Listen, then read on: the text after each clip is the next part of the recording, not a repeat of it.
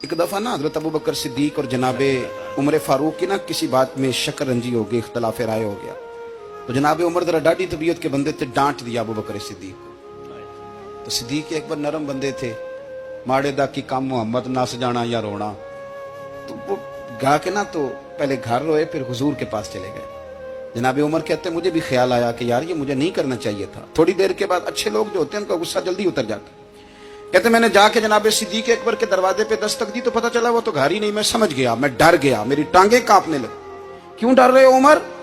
फरमाने लगे इसलिए डर रहा हूं कि अबू बकर जब अपने घर नहीं होते तो दरवाजा रसूल पे होता। सारी बात तो सुना दी होगी। फरमाते मैं नबी पाक की बारगाह में पहुंचा, सामने अबू बकर बैठे हैं, पुश्त मुबारक मेरे करीम रसूल की काबे की जानब, चेहरा सिद्दीक अकबर की जानिब, दोनों की गर्दनें झुकी हुई।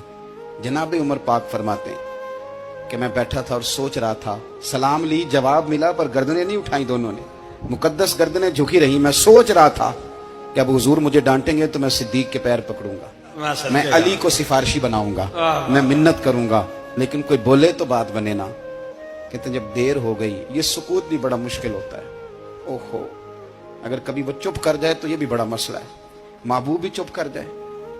कहते मैं बड़ा परेशान हुआ, जब मेरा कलेजा मुंह को आया ना तो जनाबे उमर कहते मैं बोलने लगा तो आंसू मेरे पहले निकल गए। अल्लाहू अकबर। कहते मैंने रो के कहा सोनिया भूल गया था, मैं गया था अबू बकर के घर माफी मांगने, पर ये यहाँ आ गए।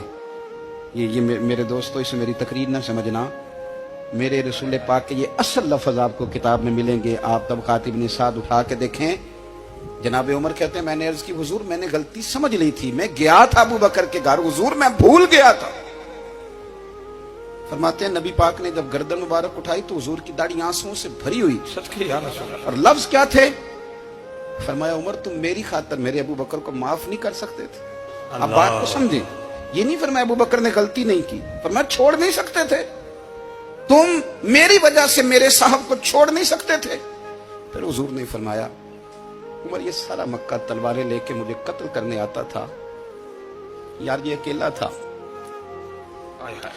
इसने खोल के बाजू कहा था कि जो हुजूर तक जाएगा मेरी लाश से गुजर के जाएगा। पर मैं दुनिया भूल जाती है, मुझे याद है अबू बकर सिद्दीक ने माल भी दिया, औलाद भी दी, मेरी खातर छोड़ नहीं सकते थे।